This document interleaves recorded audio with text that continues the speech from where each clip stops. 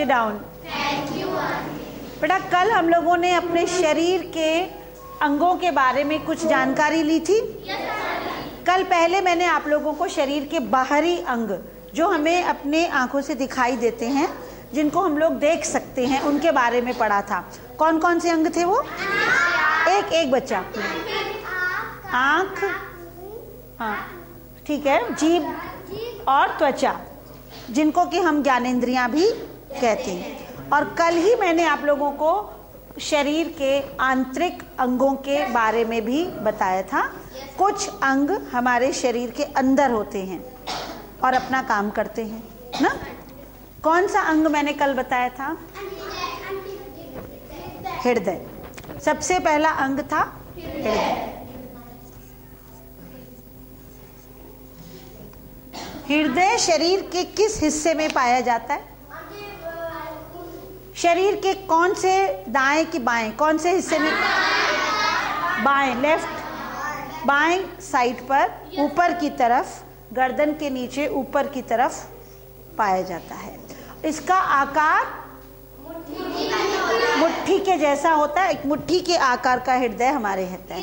आपको मालूम है हमारा हृदय 1 मिनट में 72 टाइम्स, मतलब 72 बार धड़कता है।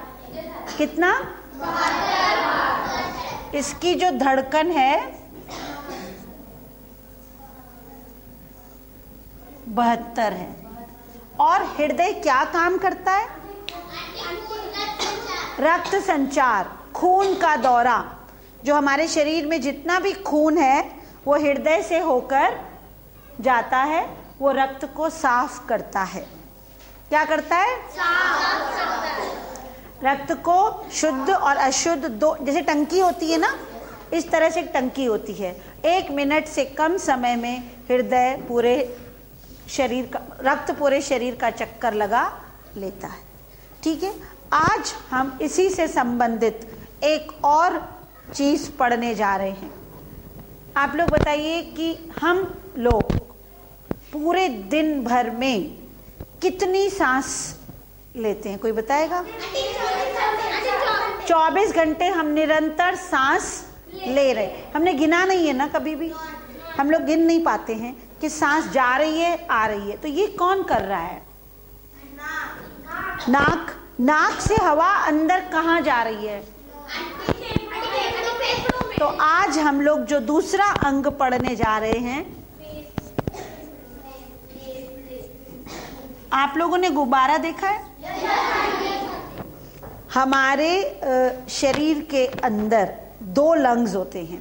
कितने होते हैं? 2 फेफड़े, एक बाईं तरफ, एक दाईं तरफ। और जो ये हड्डियों का ढांचा दिख रहा है, जिसे अपन टच करो, यहाँ पे देखो हड्डियां हैं। इसके अंदर, हड्डियों के ढांचे के अंदर 2 फेफड़े रहते हैं, एक इधर एक इधर।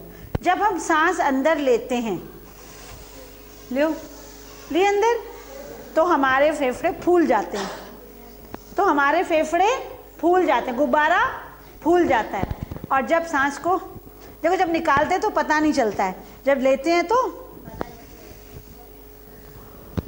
ना, जब निकल गई आवाज नहीं आई, तब वो गुब्बारा पिचक जाता है। और ये क्रिया लगातार हो रही है, 1 मिनट के लिए भी रुकती। अगर रुक जाएगी तो मर जाएंगे। तो हम कौन सी गैस अंदर ले रहे हैं? ऑक्सीजन। कौन सी गैस अंदर ले रहे हैं? ऑक्सीजन। कौन सी गैस बाहर निकाल रहे हैं? आप इस चित्र में बताइए कहां पर हैं फेफड़े?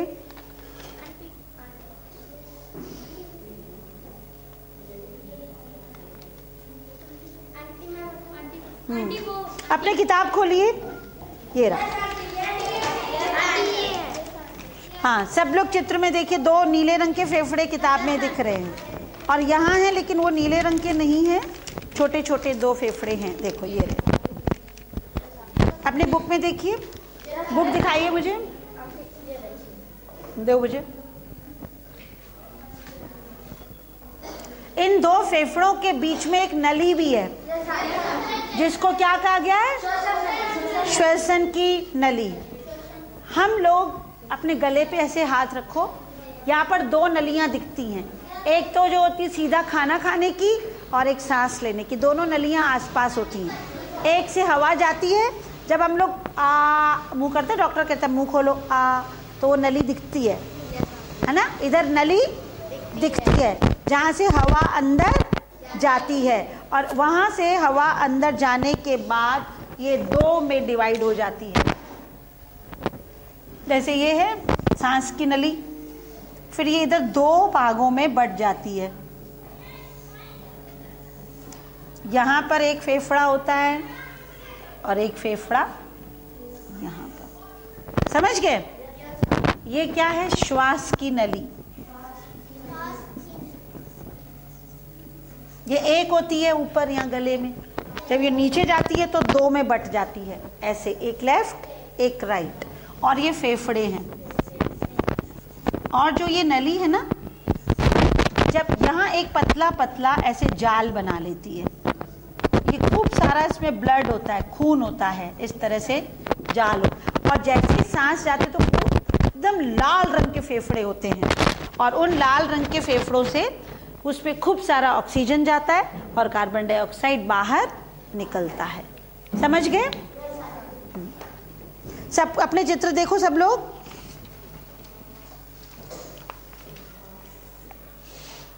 दिखा? हम लोग एक दिन में लगभग 23,000 सांस लेते हैं। मैंने अभी प्रश्न पूछा था, हम एक दिन में कितनी सांस लेते हैं? हम लोग गिन नहीं सकते, लेकिन इसमें बताया गया है कि एक दिन में, तो सोचिए हम लोग एक साल में कितनी लेते होंगे, एक महीने में कितनी लेते होंगे।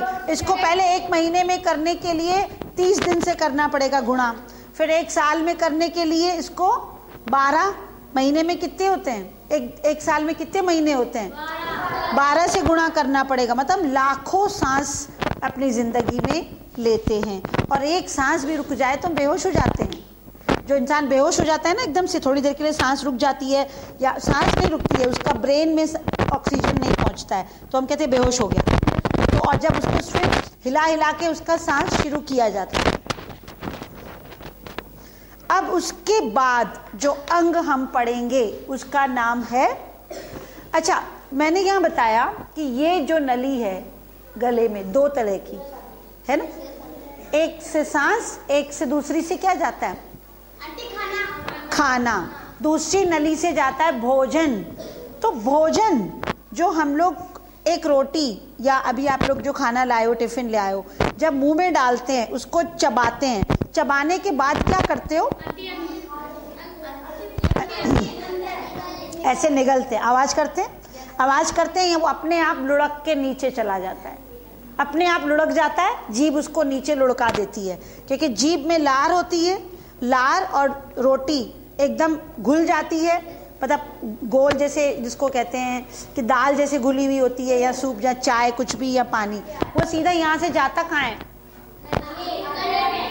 गले के बाद कहाँ जाता है, पेट में नहीं। अब मैं आज आपको ये बताऊंगी कि हमारा पाचन तंत्र कौन कौन से अंगों से मिलकर बना है। ये तो होगा श्वसन, ये हो गया परिवहन, और तीसरा है हमारा पाचन तंत्र, पाचन के अंग। सबसे पहला अंग जो पाचन का है वो है भोजन की नलिका। सबसे पहला मुंह है, सबसे पहले भोजन मुंह में जाता है। तो मुंह में क्या होता है, किस चीज से चबाते हो, दांतों से। अगर दांत ना हो तो हम चबा नहीं पाएंगे। हमारे मुंह में सबसे पहले भोजन का पाचन शुरू होता है दांतों से, और मुंह में ही पता चल जाता है कि वो मीठा है कि खारा है कि फीका है कि कड़वा है। हमको मुंह ही बता देता है, जीभ बता देती है। जो ये जीभ होती है ना हमारी, वो स्वाद बताती है कि वो चीज़ फीकी है, गरम है, ठंडी है, मीठी है, कैसी है। और सबके जीभ का अलग अलग स्वाद होता है। किसी को मीठा अच्छा लगता है, किसी को तला हुआ, किसी को कड़वा, किसी को फीका, मतलब हर जना। हम तुमसे पूछेंगे, तुम सब अपनी अलग अलग डिश बताओगे कि तुमको क्या अच्छा लगता है। तो जीभ हर किसी की अलग स्वाद पसंद करती है। जीभ और दांत दोनों मिलकर भोजन का पेस्ट बनाते हैं। क्या बनाते हैं? पेस्ट। मतलब कि उसको जैसे मिक्सर पे आप लोग सिलबट्टे पे खाने को पीसते हो, नीचे सब्जी रखते हो, ऊपर बट्टे से ऐसे ऐसे चलाते हो। जैसे पालक को पीसना है, चटनी बनानी है, प्याज पीसना है, सब पिस जाता है। ऐसे ही जब आप दाल चावल रोटी मुंह में डालते हो निवाला बन के, तो वो सीधा निगलते नहीं हो, निगलते हो, पहले उसको अच्छे से चबाते हैं, इधर से चबाते हैं, इधर से चबाते हैं। और सब लोग नकली चबा के दिखाओ, ऐसे समझो तुम्हारे मुंह में कुछ है, मुंह चलाओ सब लोग। गाय हर समय मुंह चलाती रहती है ना, ऐसे ऐसे मुंह चलाते हैं हम लोग, है ना। मतलब कि वो दांतों के अंदर और जीभ मिलकर भोजन का पेस्ट बनाते।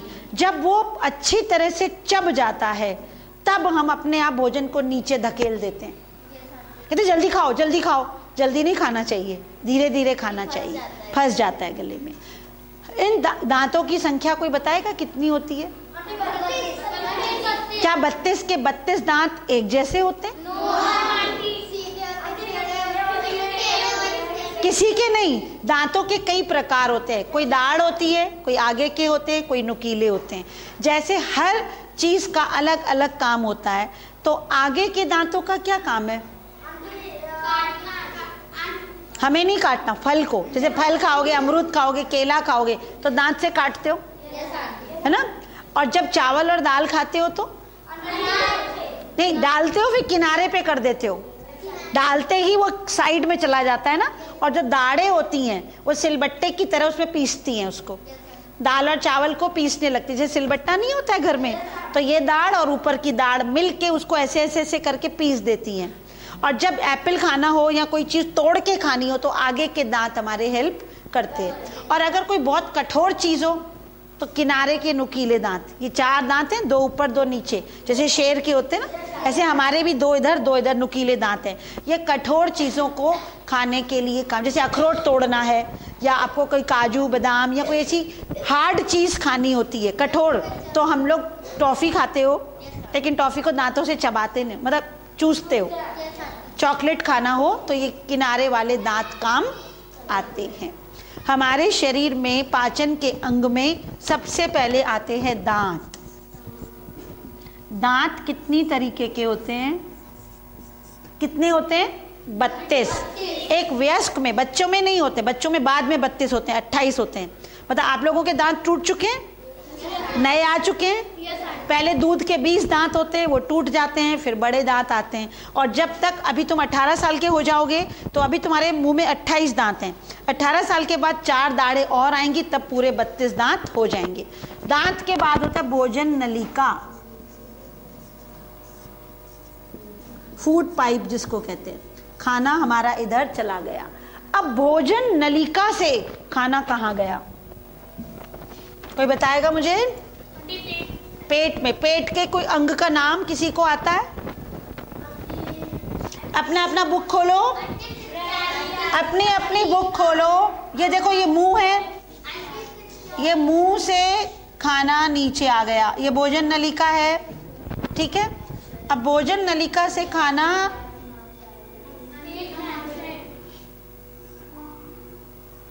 ये एक जगह है, ये एक अंग है, इसका नाम बताए कोई मुझे? अमाशय। खाना चला गया अमाशय में। ये थी भोजन नलिका, ये था मुंह, यहां से खाना अंदर गया। ये थी भोजन की नलिका, भोजन नली। अब अमाशय जो यहाँ पर है पेट में, बिल्कुल ये खत्म होके फेफड़े, फेफड़ों के बाद यहाँ नीचे, ठीक है, बिल्कुल सेंटर में, इधर पेट में। जब ये भर जाता है तो हम कहते हैं हमारा पेट भर गया। जब भर जाता है ना अमाशय, कहते हैं बस अब भूख नहीं है, अब हमारा पेट, अब खाना खाने के बाद पेट फूल भी जाता है। मतलब अमाशय का थैला, एक थैला ही है ये, जैसे थैला होता है सब्जी लेते हैं, ऐसा एक थैला है। अब अमाशय के बाद खाना कहाँ जाता है? नहीं, अग्नाशय के अंदर नहीं जाता है। अग्नाशय तो यहाँ पर उसको रस देता है, इसके बाद ये जाता है छोटी आंत में। जो छोटी आंत इस तरह से होती है, लच्छेदार, समझ रहे हो? ये है छोटी आंत। यहाँ पर 1 से 2 घंटे तक खाना रहता है आमाशय के अंदर, धीरे धीरे पचता रहता है। जब वो पच जाता है 2 घंटे बाद वो छोटी आंत में चला जाता है। छोटी आंत के बाद वो जाता है बड़ी आंत के अंदर, और बड़ी आंत के अंदर जब खाना पूरा पच जाता है, उसका खून बन जाता है, खाने का खून बनता है ना, इसीलिए तो हम लोग खाना खाते हैं कि हमें ब्लड की ज़रूरत है। तब जो बेकार का खाना होता है, जिसको हम मल कहते हैं, जो बेकार है, जो मैंने उस दिन सबको समझाया था ना कि हमको डस्टबिन जैसे रोज़ खाली करना होता है, इसी से हमारी गंदगी हमारे बॉडी से हमको रोज़ बाहर निकालनी। तो वो गंदगी जो होती है वो बड़ी आंत के अंदर इकट्ठी होती रहती है। और इतना सब होने में, खाना खाने में, भोजन नली में, आमाशय में, छोटी आंत में, फिर बड़ी आंत में, ये सब करने में 6-7 घंटे लग जाते हैं। खाने को पचने में पूरे 6 से 7 घंटे लग जाते हैं कि जब वो बड़ी आंत में, मतलब जो गंदगी है, जाकर पहुंचेगी। और क्या कोई मुझे ये बता सकता है, किसी को ये अंदाजा भी है कि जो ये छोटी आंत है वो कितनी बड़ी है? किसी को पता है? 6 से 7 मीटर। समझ रहे हो? 6 से 7 मीटर कितनी हो गई? यहां से लेके लास्ट तक चले जाओ, कमरे जितनी लंबी। अगर उसको रिबन की तरह खोलेंगे 6 मीटर लंबी हो गई, इतनी लंबी। और वो लेकिन कुंडली की तरफ जैसे रिबन लपेटी हुई है, ऐसे वो लपेटी हुई अंदर यहाँ पर है हमारे। और जो नाम उसका बड़ी आंत है, लेकिन वो उससे छोटी होती है। समझ गए? छोटी आंत लंबाई में बहुत बड़ी है, लेकिन नाम उसका बड़ी आंत है, लेकिन वो साइज में उससे छोटी होती है। अब आप अपना चित्र देखिए, सब लोग देखो चित्र, बहुत ध्यान से देखो। ये आमाशय, इसके बाद तुम लोग कह रहे थे एक यकृत और अग्नाशय, ये 2 भी पाचन के ही अंग हैं, लेकिन ये केवल पाचक रसों को सीक्रेट करते हैं, जिसकी वजह से कि भोजन हमारे शरीर में पचता है। और ये जो ऑरेंज वाली दिख रही है गोल गोल लपेटी हुई, ये छोटी आंत है, और जो ये ब्लू ब्लू रंग की है ये बड़ी आंत है। आया समझ? हम फिर से रिवाइज करें।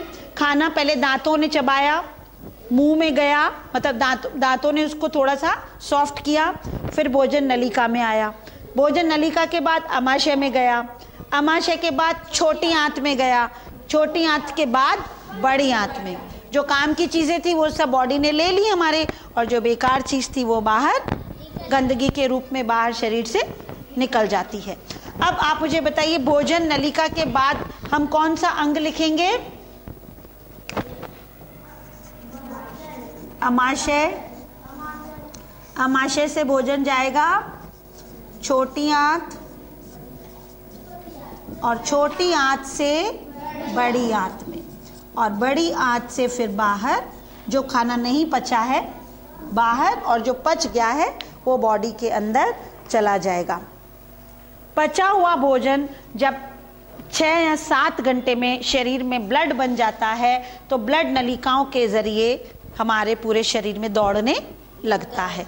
इसीलिए जब आप कोई भी भोजन करते हो तो 4 घंटे बाद भूख लगती है, तुरंत भूख नहीं लगती है। अगर तुमने अभी भरपेट खाना खाया है तो तुमको कहूँ दोबारा खा लो, कहोगे नहीं खा सकते आंटी, भूख नहीं है ना, क्योंकि शरीर को काम करने को 4 घंटे में जब आमाशय खाली हो जाता है, वो थैला खाली हो गया, उसको फिर से भरने की जरूरत पड़ती है। जब हम लंच करते हैं, फिर रात का भोजन करते हैं, फिर वो रात में हमारा पेट भी आराम करता है, सो जाता है, फिर सुबह उठते भूख लगने लगती है, उसको फिर भरना पड़ता है।